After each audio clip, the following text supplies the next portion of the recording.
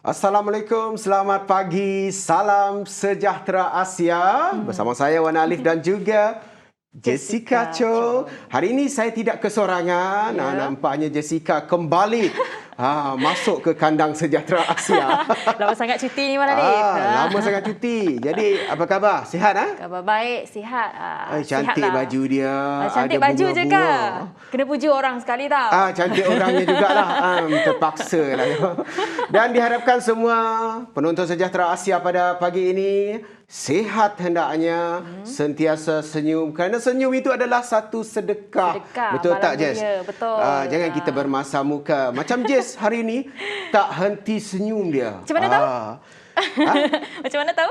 Kita tengok daripada mata. Bila seseorang itu senyum, mata dia akan mengecil. Betul tak, Jess? Betul. Itu rahsia dia. Baik, ni hari ni Wan Alif, 10 Jun. Hari apa ni Wan Alif? Kalau tak tahu hari ni hari apa, tanya budak-budak SPM hari ni. Okey, 10 Jun. Hari ini 10 Jun. Tetapi hari ini juga bersamaan dengan 29 Syawal 1441 Hijriah. Merupakan hari kedua Syawal terakhir di tahun ini. Dan mungkin kesempatan ni nak mohon maaf lah sekiranya ada terlanjur kata, tersilap bahasa, terkasar. Apa-apa sajalah.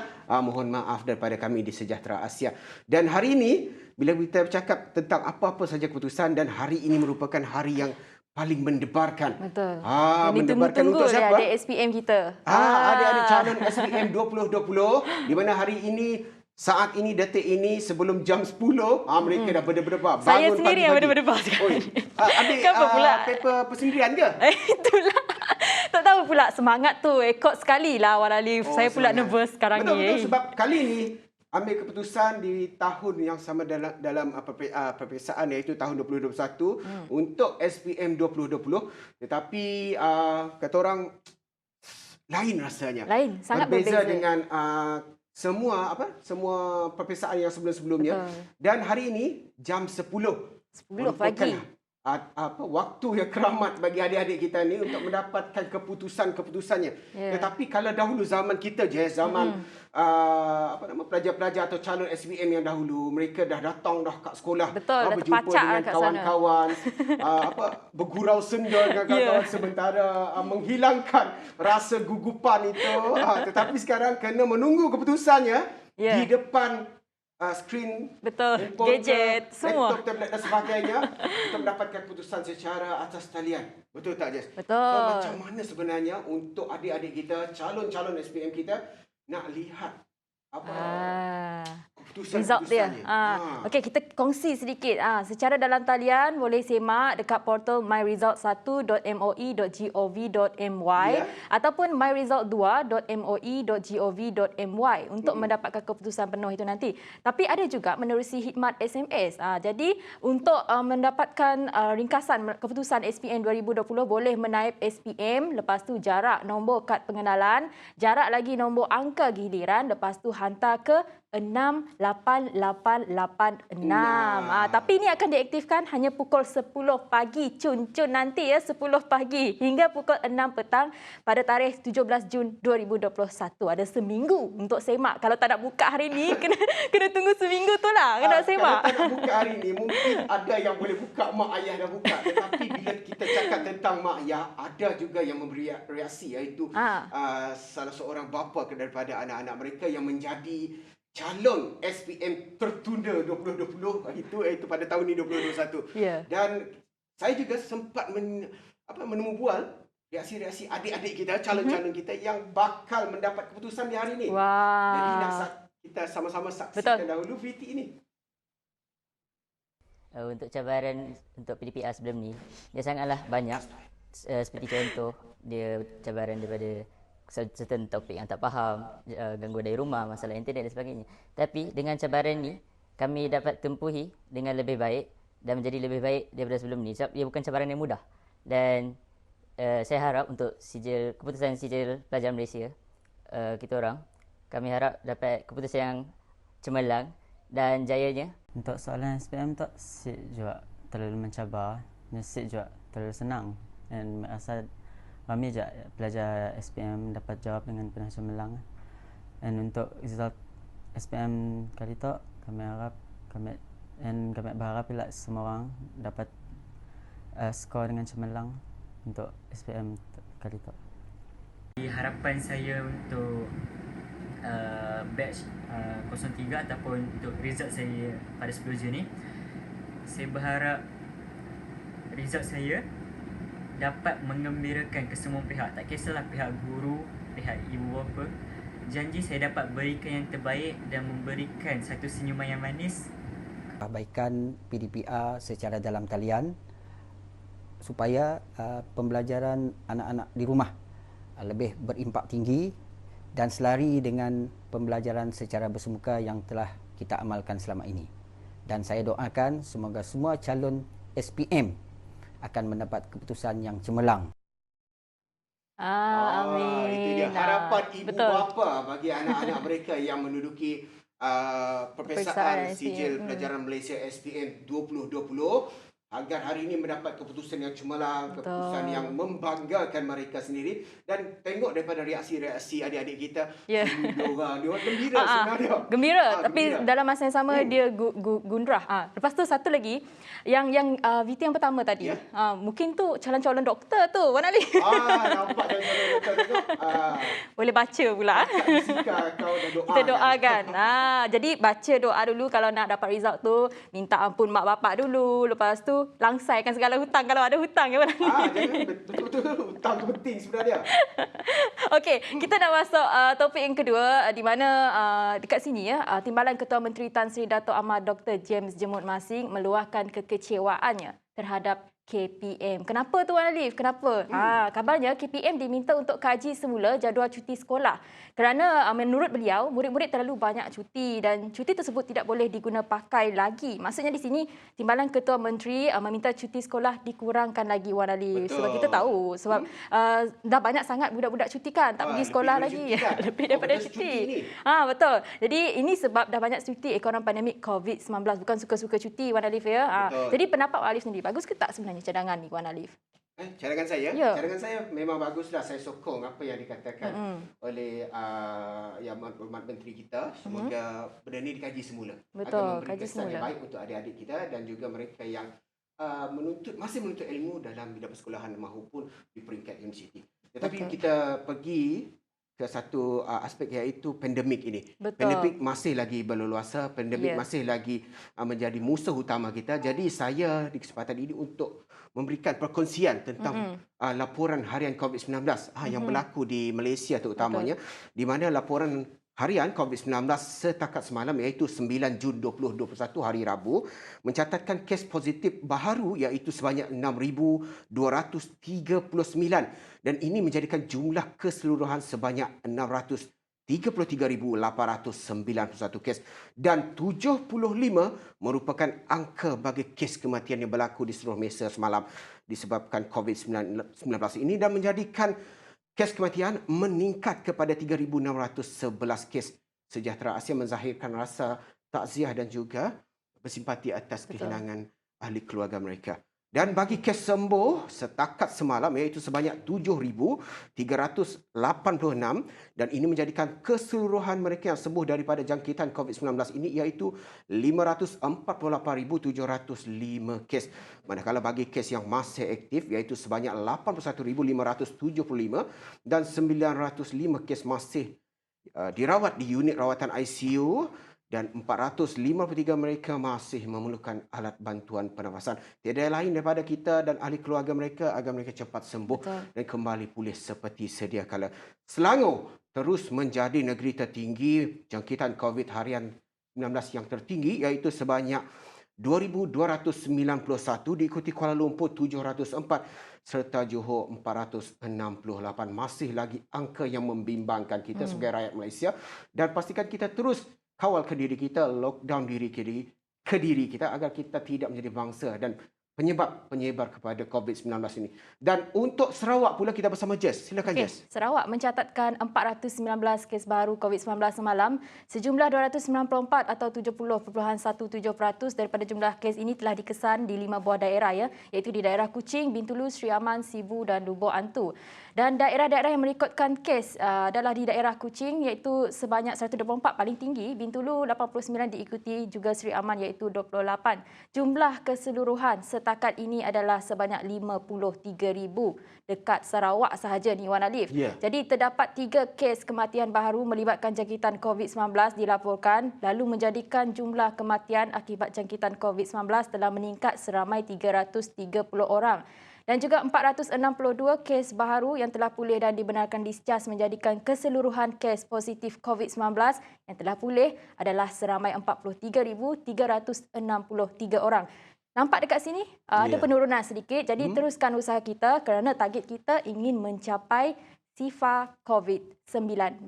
Ya, sifar COVID-19 agar ia terus hilang nyah di muka bumi Betul. ini hendaknya. Betul tak, Jess? Itu yang kita mahu je. Dan bila kita sebut tentang COVID-19, masih lagi dalam usaha kerajaan untuk memastikan pelaksanaan pemberian vaksin ini kepada mereka yang sebenar-benarnya layak. Dan pemberian vaksin ini memerlukan sesuatu ataupun tenaga yang besar. Dan di sini kita nak kongsikan, nak wawarkan sekali lagi, itu sukarelawan perubatan diperlukan bagi membantu urusan vaksinasi di pusat pemberian vaksin PVV di seluruh Sarawak. Jadi, apa kriteria boleh Jess kongsikan? Kriteria ya, kalau nampak dekat kaca TV anda sekarang ni, mungkin kalau anda ada diploma ataupun degree dalam kejururawatan, Betul. dalam bidang medical, boleh mohon, cuba mohon. Kalau tak ada, cuba mohon juga. Itu yang kita panggil volunteers ataupun sukarelawan. Jadi untuk penglibatan lebih ramai sukarelawan ini akan membantu ya di pusat-pusat pemberian vaksin PPV Sarawak dan juga membantu mempercepatkan lagi sasaran negeri untuk mencapai imuniti kelompok. Dan dalam masa sama benda ni pun ada allowance dia. Betul, ada allowance. Jangan kita Memang. takut kalau mereka yang berkelayakan, adik-adik kita lepasan diploma dan juga degree yang dalam bidang ini, jangan lepaskan peluang ini. Sama-sama kita membantu. Dalam kita membantu, kita secara tidak langsung menjadi hero kepada negara untuk membantu menyahkan pandemik COVID-19 ini. Ya, dalam masa yang sama dapat allowance, dapat juga vaksin. Mereka akan sediakan vaksin untuk kita yang menjadi volunteers. Jadi daftar dekat e-recruitment.sarawak.gov.my. Dan tarikh tutupnya sebelum 13 Jun 2021. Ya. Dan selepas ini kita ada topik yang menarik.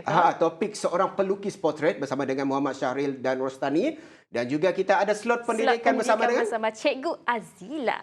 Ya. Dan kita minum-minum secawan kopi dahulu. Kembali selepas ini tetap di Sejahtera Asia.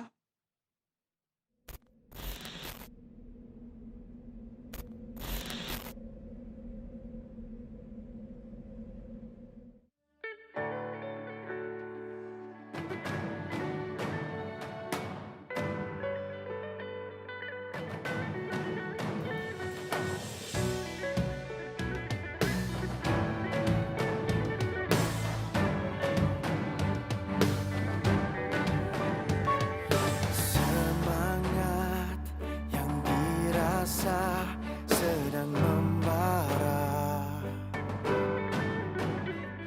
jiwa ini tak pernah henti, terus melangkah. Tiada jurang antara kita, orang kita sembilan bangsa. Marilah kita bangkit bersama demi negara. Bersama kita membangunkannya. Marilah kita menjayakannya. Oh ya, lekas kita projek sama-sama. Kini kita maju sama-sama. Tanah kita, ini rumah kita. Sama kita bina, sama kita jaga. Lekas kita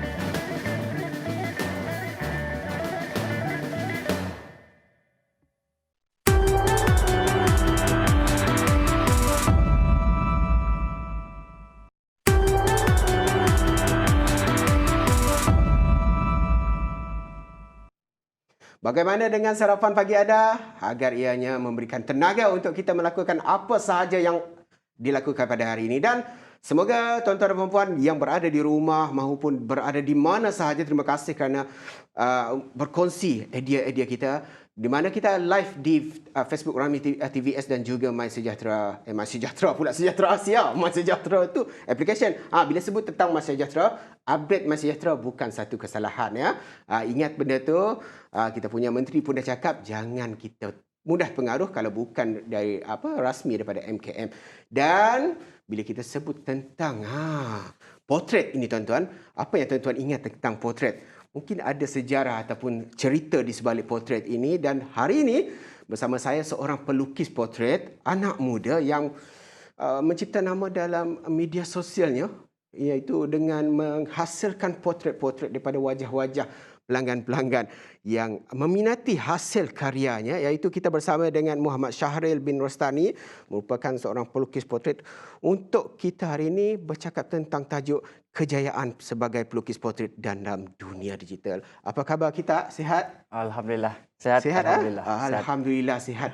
Dah breakfast tak? Dah, Alhamdulillah. Alhamdulillah. So, kita bersama dengan Muhammad Syahril. Kita panggil Syahril je lah. Oh, Syahril. Okey, Syahril. Nampak di atas meja kita hari ini, meja untuk Sejahtera Asia pada hari ini, iaitu potret. Potret yang dihasilkan oleh Syahril sendiri. Tetapi sebelum tu, tertanya-tanya juga macam seorang anak muda ni yang menghabiskan masanya dengan melukis, menghabiskan masanya dengan menghasilkan sebuah potret. Apa yang mendorong? Sebab saya lihat di sini macam benda ini berlaku di tahun akhir di universiti. Apa yang menyebabkan ataupun dorongan Syahril untuk menghasilkan potret ini sebenarnya? Oh, okey. Assalamualaikum, selamat pagi. Okay, terima kasih sebab jemput kami datang situ gitu. Ya. Okey. Kami start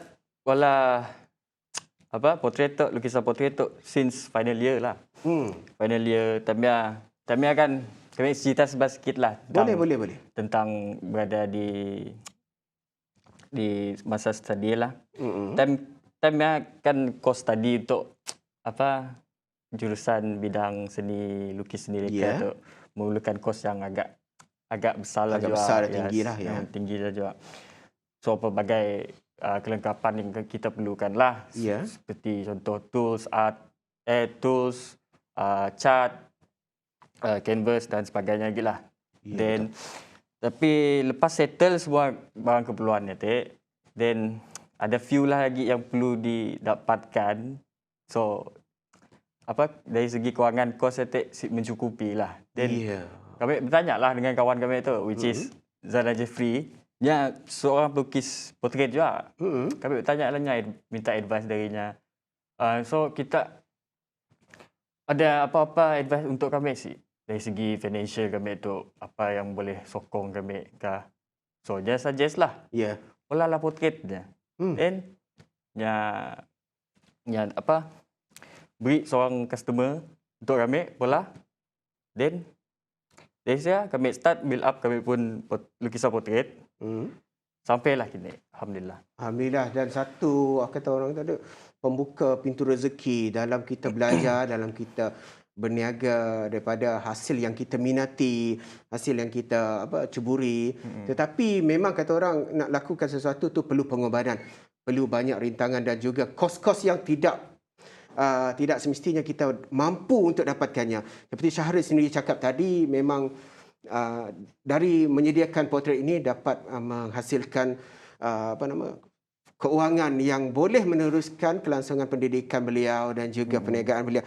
Dan Syahril sendiri pernah bekerja di sebuah syarikat F&B, dalam masa yang sama membuat kerja sampingan sebagai pelukis potret, hanya ingin membuktikan bahawa pelukis potret toknya bukan hanya melukis sia-sia ataupun hanya kata orang tadi syok sendiri. Apa yang sebenarnya Syahril nak terjemahkan kepada masyarakat ni sebenarnya? Okey, macam tu. Pada awal dia kami bekerja di syarikat F&B untuk sekadar bekerja ialah sambilan sementara mencari kerja tetap lah sebenarnya. Then di dalam kami bekerja, kami adalah bola sampingan buat lukisan potret, ada permintaan daripada rakan-rakan sekerja dengan orang lain juga lah. Dan dari saya orang-orang lain kan kami dah habis belajar. Ya. timbullah persoalan sidak. Oh, lepas tu nak jadi apa? Betul? Lepas tu nak kerja apa? Kena sebelum tu saya ambil jurusan lain. Kena ada masa depan kasih. Belajar seni tu tanya. Setidaknya saya tahu apa kerja yang lepas belajar apa dalam bidang seni tu. So kami dari sialah, dari niat untuk kerja 9 terus menjadi batu loncatan untuk kami venture terus jadi pelukis portret sepenuh masa. Ya, jadi pelukis portret sepenuh masa bukan perkara yang mudah. Dan memang kita akan dapat pandangan-pandangan negatif, tetapi bagi Syahril sendiri pandangan-pandangan itu menjadi kekuatan untuk Syahril teruskan minat beliau menyediakan, menghasilkan dan juga melukis portret. Dan saya tertarik dengan portret yang kat ujung itulah. Boleh saya tengok portret tu? Portret tu muka sendiri kan. Dan portret yang di sini. Ni. Okey. Portret ni. Kalau tuan-tuan kat rumah sana boleh tengok melalui kaca TV anda portret kali ini iaitu portret dapat. Dapat angkat portret ni dan portret ni melakarkan wajah dua orang. Mungkin ada sesuatu cerita ataupun sesuatu sebab menyebabkan Syahril melukis portret ni. Dan portret satu lagi ni bukan portret orang meninggal tetapi portret diri sendiri ya. Terima kasih Syahril, cantik. Saya tengok pun hilang. Jangan dipusing gila. Okey, Syahril, kami nak bertanya dengan kita tentang portret tu. Mungkin ada cerita di sebalik portret yang kita sediakan tu. Kami sediakan portret tu sebab dua orang insan tu ialah parents kami. Parent kita paduhal. So, untuk kita. Itu kita. Untuk kita. Kami sajalah mbak tu sebab kita yang host untuk kami lah. Okey. So, senanglah untuk tidak bezakan bandingkan. Bukan tuan badannya sendiri pun. Tuan badannya sendiri. Okey, tuan-tuan kat rumah sana nak tengok perbandingan daripada portret dan juga yang asli, tengok boleh nilai tuan. Yang mana lebih helok sebenarnya. Ternyata dalam portret ia amat menggiarahkan lagi. Tetapi apa-apapun Syahril merupakan seorang pelajar yang memang dalam bidang lakaran dan juga lukisan ni, seni lukis ini, bidang seni lukis ni. Dan untuk melukis portret ni, apa juga teknik ataupun cara dia yang tersendiri. Sebab kalau saya melukis memang macam patung lidi dah. Pada asasnya untuk melukis portret tu, pelukis setiap pelukis portret dia ada nyempun stylenya sendiri lah. Nyempun gayanya, ikut kreativitinya juga lah. Untuk kami start. Kan kami seorang pelukis portret, kami mulakan dengan lakaran mukanya lah. Ya, betul. Kita observe, perhatikan bentuk mukanya. Muka kita kan ada bujur bulat, besar, bersegi, besar, kecil. Sengit, semua dia ada. Lepas tu kami tentukan ciri-ciri yang ada di muka. Which is mata, kening, hidung dengan mulut. Bila sentuh tentang muka ni, muka ni memainkan peranan. Tapi kalau mereka yang bermuka-muka ni jangan dilukislah. Sebab susah nak kita adapt lukisan orang bermuka-muka kepada kertas atau kapur ni, betul tak? Dan kita banyak lagi sebenarnya nak kongsi bersama Syahril, tetapi Syahril penat jugalah kita rehat seketika dan kembali selepas ini dalam Sejahtera Asia.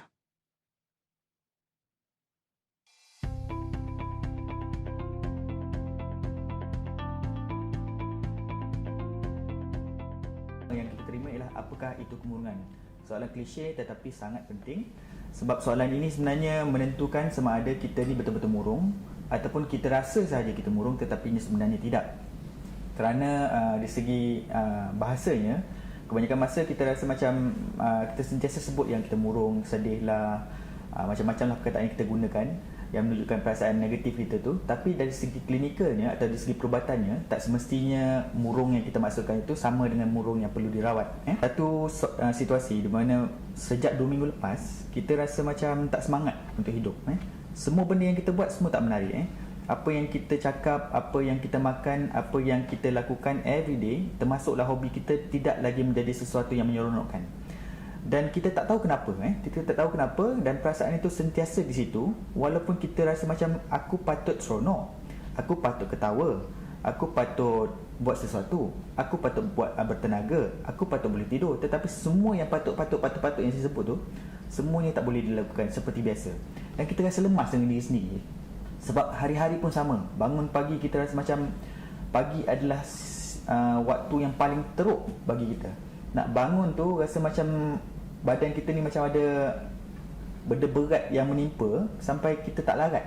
Nak angkat kaki pun tak boleh, nak turun daripada tilam pun tak boleh. Bukan sebab malas, tetapi kerana macam ada sesuatu, perasaan yang memerangkap kita sehingga kita tak boleh nak bergerak secara psikologinya. Nangis sampai orang pun heran. Apa yang kau nangis ni? Apa masalah kau?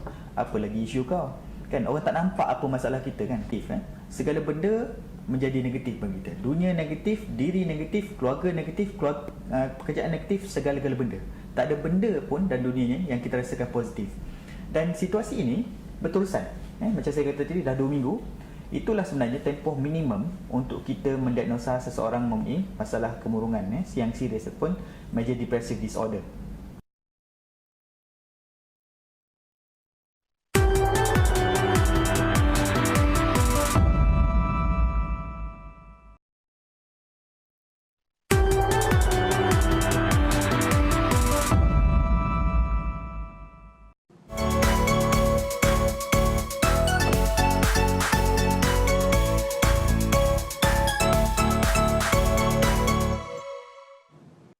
Bagi kita lihat potret sebegini, mungkin ada cerita ataupun yang kita rasa pengalaman yang tidak dapat dilupakan. Tetapi bagi seseorang yang baru sahaja mengenal erti nak melukis ni, nak kata orang, nak menghasilkan sesuatu lukisan ini, mungkin satu cabaran buat beliau. Tetapi bagi saya, seni ini adalah sesuatu yang bebas, yang luas. Bagi pendapat Syahrin sendiri, bagaimana sebenarnya pandangan Syahrir tentang seni ini bagi orang yang baru nak belajar tentang seni ini? Okey. Seni, kata Abang Walif, memang terdapat abstrak dan bebas dalam dia kan. Tapi dalam penghasilan suatu karya berbentuk abstrak yang bebas tu, dia perlukan pengetahuan dengan ilmu yang lebih tinggi lagi. So, asas-asas melukis, asas-asas anatomi perlu dikuatkan lagi lah. Perlu diterapkan lagi lah. Betul. Dan cabaran sebagai seorang pelukis potret penuh masa ni, sebab kita tahulah bila kita melukis ni, bila orang yang tak dapat fikir tentang sesuatu, bukan orang seni lah, akan melihat apa di pola kau ya malam melukis.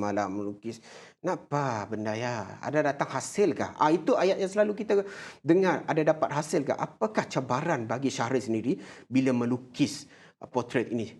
Contoh daripada pandangan orang-orang sekeliling. Cabarannya dari segi... Saya cabaran gila lah bagi kami. Baguslah. Komen-komen daripada masyarakat, orang sekeliling kami tentang potret yang kami hasilkan, kuranglah mendapat komen-komen macam ya. Dan cabarannya dari segi customer je lah. Ya, kami ada. Customer maksud dia pelanggan-pelanggan yang minta Syahrir buatkan potret ini, mungkin banyak kepada positif atau negatif? Cabarannya kepada positif lah. Positif lah, tak ada yang negatif lah. Bagus. Maksud negatif dia mungkin dari sudut pandangan orang yang tidak dapat menilai, kata orang, hasil potret sebenarnya. Mungkin bukan pelanggan, tetapi mungkin orang yang masuklah dunia seni tu. Betul tak Syahrir? Dan kita lihat benda tu memang hasil dia sangat cantik, sangat unik dan sangat halus, dan tak mustahil lah. Macam nak menghasilkan potret ni, macam satu potret ni, sebab Syahrir sendiri menjualkan potret ini. Macam satu ni hasil lakaran ni berapa sebenarnya? Hasil lakaran ni? Contoh macam hasil lakaran bersaiz A4 ini. Setiap lakaran yang kami bola, lukisan potret, ia bergantung dengan jumlah wajah, bergantung dengan saiz lah. Kalau macam tu, saiz A4 lah. Untuk 2 wajah tu, kami bagi harga dalam RM45 je. RM45. Wah. Maksud dia di sini nak menghasilkan portrait ni bukannya mudah. Dan daripada harga sebesar RM45 anda mampu dapatkan portrait yang sangat cantik, halus lukisannya. Tetapi macam ni, kalau ada pernah jumpa tak pelanggan ataupun customer yang banyak sangat dia punya permintaan sehingga membuatkan Syahrin sendiri dapat ataupun tidak dapat mengabulkan permintaan dia. Cukup tangan lah. Tak cukup tangan. Itu sajalah, tak cukup tangan sebenarnya. Tapi saya tengok daripada kaca TV tuan-tuan dan puan-puan di rumah sana, iaitu hasil-hasil yang dilukis oleh seorang pelukis portrait muda kita ni. Dan nampak di situ hasilnya sangat menarik. Dan kesemua mereka memberikan satu pujian dan juga feedback yang berpuas hati tentang hasil dan juga karya daripada Syahrin itu sendiri. Dan Syahrin, bila Syahrin kita berada dalam pandemik COVID-19 ini, yang pastinya kita memang tidak dapatlah nak jumpa orang. Sebab kalau saya tengok portrait ni, kebanyakan portrait ni orang melukis orang dia di hadapan. Tetapi Syahrin lain, dia menggunakan teknologi digital, iaitu melalui gambar sahaja boleh menghasilkan lukisan ataupun portrait-portrait. Bagaimana Syahrin mengadaptasikan benda ni? Mungkin dari pelajaran atau sebagainya. Sebenarnya dari segi pelajaran lah. Kita masa belajar banyak refer artwork daripada artis-artis lain. Okey. Macam tu. Jadi kalau macam artis-artis lain tu, siapa yang menjadi idola Syahrin sebagai pelukis ni? Saya tak tahu sangat dari pelukis ni. Idola saya Vincent Van Gogh. Tapi idola saya paling lokal lecturer saya sendiri. Lecturer. Siapa nama Encik Razif Rati. Lecturer. Dia mesti berbangga dengan anak murid dia yang dah menghasilkan sebuah portrait ni, dan portrait ni didedahkan kepada awam melalui stesen-stesen TV dan juga media-media platform dia. Dan satu usaha yang tidak sia-sia. Terima kasih kepada cikgu yang mengajar Syahrin. Dan untuk kita nak mempersoalkan lagi tentang hasil karya, dan kadang-kadang mungkin ada yang soal tentang hasil. Alah, setakat lukis macam ni aku pun pandai. Setakat contoh-contoh pun aku pun pandai. Mungkin ada pandangan ataupun yang mempersoalkan hasil karya daripada Syahrin. Yang mempersoalkan hasil karya tak ada sangat lah. Tak ada? Bagus dia. Dia memang kata orang ni satu yang membanggakan, positif saja. Dan saya tengok Syahrin sendiri mempunyai satu lagi perjalanan yang jauh dalam menghasilkan karya. Semoga Syahrin lepas ini mampu mencipta nama di pesada seni, terutamanya dalam bidang lukisan dan juga portrait ini. Dan akhir sekali untuk Syahrin sendiri, pesanan anda untuk individu yang berada di luar sana yang berinspirasi untuk menjadi pelukis portrait. Pesanan kami simple je lah. Kepada siapa yang ingin menjadi pelukis portrait, banyakkan latihan, rajin, teruskan berkarya, dan sentiasa rendah diri lah untuk siapa saja di keliling. Dan insyaAllah kita akan berjaya dunia akhirat. Ya, betul. Sentiasa positif, jangan kita negatif aja. Terima segala teguran, terima segala cemuhan ataupun pandangan orang, kerana ia akan membaiki dan meningkatkan diri kita. Terima kasih kepada Muhammad Syahrin bin Rostani atas perkongsian kita pada hari ini. Kami nak berpantun saja. Nak berpantun? Dia nak berpantun. Hebat. Boleh pantun? Anak muda berhijrah ke kota. Hijrah ke kota mencari rezeki. Jom, biar orang buat kita, jangan kita buat orang. Kita terus hasilkan seni. Okey, kita terus hasilkan seni. Terima kasih kepada Muhammad Syahrin Rostani. Dan selepas ini kita ada segmen Sejahtera Asia untuk blog pendidikan matematik bersama dengan aura positif, aura yang paling best, iaitu Cikgu Azila. Jangan ke mana-mana, kembali selepas ini.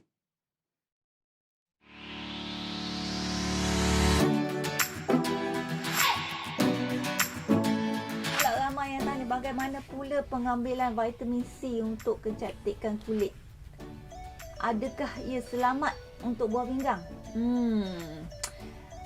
Vitamin C ni sebenarnya kalau tengok kita punya statistik ataupun publication ataupun manual yang dikeluarkan oleh jabatan dietitian kita hanya perlu 70 hingga 100 mg vitamin C sehari. Saya tak faham kenapa ramai nak ambil lebih dari itulah. Ataupun dari segi jenis tablet lah, nak tambah lagi 70, 40, 100 mg sehari. Saya tak nampak kenapa perlu di situ. Bagi kami, para doktor dan dietitian, kalau yalah, adalah lebih elok kalau dia ambil dari segi bahan-bahan semula jadi atau natural. Ya, jambu batu tu banyak vitamin C. Omega 3 tu ikan laut tu banyak omega 3.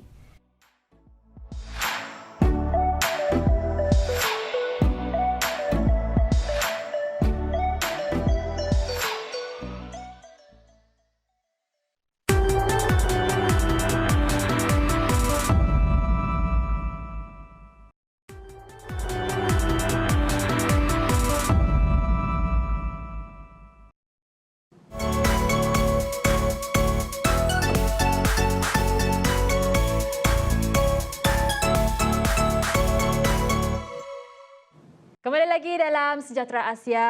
Tadi dah bersama dengan Wan Alif, iaitu tetamu kita juga, iaitu seorang pelukis potret. Mungkinlah akan jadi cikgu pendidikan seni visual kan. Tapi hari ini kita akan bersama dengan Cikgu Azila, iaitu cikgu kesayangan anak murid dekat luar sana semua. Selamat pagi Cikgu Azila. Selamat pagi. Cikgu, hari ini result SPM keluar. Ya, Cikgu result SPM ada hari anak ini. murid SPM tak? Ya Allah, ramainya ramai. anak-anak saya SPM hari ini. Okey, baik. Jadi kita nak tahu, Cikgu Azila, apa kata-kata Cikgu Azila kepada anak-anak murid Cikgu Azila? Okey, kepada mereka yang hari ini result SPM keluar, kalau result itu hebat, so awak rasa gembira, ingatlah kegembiraan itu tak lama sebenarnya kalau tak tahu macam mana nak memanfaatkan result tersebut. Dan kalaulah result itu tak bagus bagi kita pada hari ini, kita rasa sedih. Kesedihan itu pun tak lama kalau kita tahu macam mana cara untuk memanfaatkannya. Panjang ucapan saya. Panjang lebar. Tapi apapun ya cikgu, pastinya cikgu nak yang terbaik untuk anak-anak murid cikgu. Ya betul. Saya dah dub dari pagi tadi. Ya betul. Setiap tahun macam ni. Okey, cikgu, sebab kita tahu pukul 10 nanti result nak keluar. Tapi apapun kena proceed juga dengan pengajaran kita pada hari ini. Betul tak cikgu? Betul. Jadi cikgu Azila akan mengajar algebra. Algebra. Tak tahu apa itu algebra. Cikgu mungkin teruskan. Wan Alif dah lari awal. Dah lari awal dah dia cikgu. Dia memang selalu konten kelas. Okey. Algebra pada hari ini saya nak kongsikan. Hari itu saya dah kongsikan dengan John, iaitu darab dan bahagi. Ya. Hari ini pun masih juga darab dan bahagi dalam algebra. Sebenarnya darab dan bahagi dalam algebra jauh lebih senang daripada tambah dan tolak. Hari itu dah belajar kan tambah dan tolak kan? Mesti sama huruf lah apalah. Yeah. Tapi kalau darab ni semua boleh. Huruf sama ke tak sama ke, boleh. Kuasanya sama, semua boleh. Darab dan bahagi. Cuma hari ini saya nak selitkan unsur-unsur negative number and positive number. Yeah. Hari itu semua positif masa dengan John. Betul. Hari ini dia dah tambah sikit lah. Tambah sikit. Tambah sikit dia punya perencah negatif. Cumanya kita kena tahulah kalau negatif jumpa dengan positif, dia akan jadi negatif. Okay? Sebab dia tak sama. Betul. Okay. Kalau negatif jumpa negatif, dia akan jadi positif. Saya bagi yang ni je lah. Sebenarnya ada 4. Tapi tak apa. Satu lagi adalah kalau positif jumpa negatif. Sama je. Kalau simbolnya tak sama. Dalam erti kata lain, kalau simbolnya tak sama, dia jadi negatif. Simbolnya sama, jadi positif. Jadi, first sekali kita akan pergi ke basic sekali dalam algebra ini. Kalaulah nombor darab dengan huruf. A number times dengan a consonant. Contohnya, 2 darab dengan M. So, kalau tambah tolak, hari tu kita dah belajarkan tak boleh kan? Yeah. Kalau tambah tolak. Darab ni boleh. Senang. Gabungkan saja, buang tanda ni. Jadi 2M. Dah, senang. Macam tu ya? Tak perlu kira apa-apa kan? Betul. Kalau dia nombornya negatif. Yang ini menarik. Negatif 4 times dengan huruf apa? N. Pun gabungkan saja. Kan saya kata kalau negatif jumpa dengan positif, dia akan jadi negatif kan? So jadi negatif 4N. Macam itu sahaja. Senang Senang. Saya dah cakap tadi tenang. Macam takut je dengan bunyi algebra tu tadi. Seterusnya pula, kalaulah huruf darab dengan huruf. Yeah. Bunyi pun dah nervous dengar huruf dengan huruf. Lagi senang. Lagi senang. Walaupun huruf tu berbeza. Walaupun hurufnya berbeza. Contoh S darab dengan T. S darab dengan T. Tak perlu buat ST. pengiraan. ST lah jawapannya. ST12. ST12. Tu band tu band Indonesia. Kalau dekat Kuching ni ST3. Atasnya ada karaoke. Salah. Betul. Sumpah nak karaoke tak boleh karaoke cikgu. Tak boleh lah Lama sekarang dah tak menyumbang suara. Sumbang Okey, suara. tadi boleh darah macam tu je ya cikgu? Ya, S, betul. darah T, ST. Jadi perbeza apa-apa huruf pun boleh masuk je. Boleh. Dikawinkan aja. Kalaulah nombor bergabung dengan huruf pula, contoh 2 kita guna X darab dengan 4Y. Okey, dalam kes begini saya dah cakap tadi kan, kalau huruf dengan huruf just gabungkan sahaja. Nombor dengan huruf pun gabungkan sahaja. Tetapi di sini ada nombor yang kita kena kira dahululah. Senang aja, 2 darab 4 kan kita dah tahu kan. 2 darab 4 adalah 8. Nombor darab. Huruf gabungkan sahaja. XY. Jadilah 8XY. Senang ni. Saya dah cakap dah senang. Jadi yang ini nanti untuk tips-tips akan datang ya, budak-budak yang akan datang SPM ke apa ke. Yang ini kita dah mesti dah boleh catch up lah, kuasai sejak dari tingkatan 1. Ini yang saya bawakan ini adalah yang dipelajari oleh adik-adik tingkatan 1. So tingkatan 1 adik-adik tu kena take note. Ya, kena betul. bawa sampai tingkatan 5 nanti. Nak result yang bagus kan. Ya. Saya dah pesan dah awal semalam dekat dalam grup tingkatan 1 tuition. Esok tengok cikgu dekat TV. Lepas tu mesti mereka kena tengok ni. Kena paksa tengok. Paksa tengok. Soalan akan tanya balik dalam kelas nanti. Tips dia ya. Berani tak tengok. Okey, sekarang ni single number. Kalau nombor berdouble pula ada. Okey, kalau yang double itu saya letakkan hurufnya double. Hurufnya double. Hurufnya double. Contoh saya letak nombor negatif pula, negatif 3. A yang ini ada power, ada kuasa. Kuasa 2 B darab dengan 2 A kuasa 4 B square kuasa 2. Okey, saya letak jawapan kat bawah lah. Okey. Panjang ni. Tak apa, senang aja. Kita kan dah faham dia punya konsep kan? Nombor ini Kita tadi buat nombor darab darabkan nombor dahulu. 3 dengan 2 kan 6. Tapi ingat, nombor ini satu negatif, satu positif. Negatif. Jadi negatif. Seterusnya, kalau dalam darab ini huruf hurufnya sama. Apabila hurufnya sama, tambahkan sahaja kuasa di atas. Ini ada 2, ini ada 4, semuanya jadi 6. Dan B pula, ini ada 1 walaupun dia tak tulis apa-apa, jangan kata ni kosong. Ini dia 1. Ini 1, ini 2. So semuanya 3. Okey, begitu. Begitu pendek dah jawapan dia. Soalan bukan main panjang, tapi pendek je. Tapi ini berguna sebenarnya cikgu. Sangat-sangat berguna. Budak-budak dekat luar sana. Jadi kepada adik-adik, dah ambil buku, dah ambil kertas, apa semua, catat. Inilah dia tips-tips untuk berjaya nanti untuk SPM. Jadi lepas ni kita akan kembali lagi bersama dengan Cikgu Azila. Jangan ke mana-mana, teruskan kesetiaan anda bersama kami. Hanya dalam Sejahtera Asia.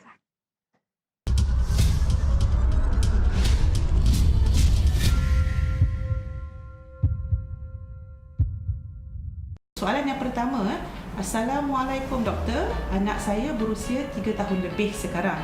Ketika berusia 1 tahun, anak telah diberikan suntikan pneumococcal dos pertama kerana kerap batuk berkahak teruk dan mengalami bronchiolitis.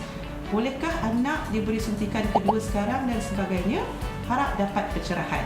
Pneumococcal vaksin yang sekarang belum lagi ada dalam jadual imunisasi kanak-kanak kebangsaan yang boleh didapati di klinik kesihatan. Vaksin pneumococcal ini diberi hanya di hospital dan klinik swasta sahaja. Vaksin pneumococcal ini lazimnya diberi paling kurang 2 dos primary dan 1 dos tambahan, dos booster. Anak puan telah mendapat mungkin 1 dos sahaja pada umur 1 tahun. Anak puan sekarang berumur 3 tahun lebih, dia perlu mendapatkan 1 lagi dos tambahan.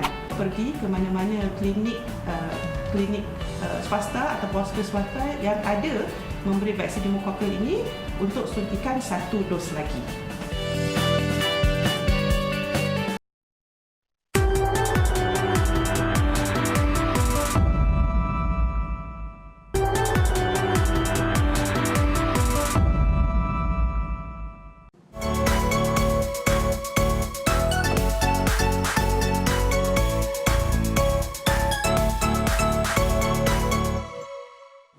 ini adalah segmen yang terakhir. Jadi tanpa membuang masa, kita bersama dengan Cikgu Azila untuk ke segmen yang seterusnya, iaitu Seluruh Pendidikan. Tadi dah belajar darab, sekarang ni saya nampak ni ada bahagi pula. Teruskan Cikgu. Dia akan siap-siap dah sampai dekat sini. So kalau bahagi tadi, kalau darab dia akan bertambah dia punya power. Betul. So kalau bahagi menyebabkan power dia makin kurang. So bagi saya, kalau pelajar masih tingkatan 1 ni lah, saya akan ajar dia cara untuk potong-potong-potong, kaedah potong-potong, macam mana nak potong. So bahagi ini kita anggapkan sebagai fraction macam ni, per 1/2 macam ni lah. Ini tanda per. So nombor ini letak di atas, dia akan jadi 6. Untuk kaedah potong-potong ini, X ini ada 2 kan? So kita letak X 2 biji dekat sini. Kemudian Y pun ada 2, so 2Y. Okey. Seterusnya yang ini kita letak di bawah. Ini jadi 3. X ada 1 X 1. And then Y-nya banyak. Okey. Y. Okey. Kita nak potong. So, 6 dengan 3 ini seperti pecahan lah. Okey. 6 divide by 3 kita akan dapat 2. Okey, ini jadi 2 lah. Okey.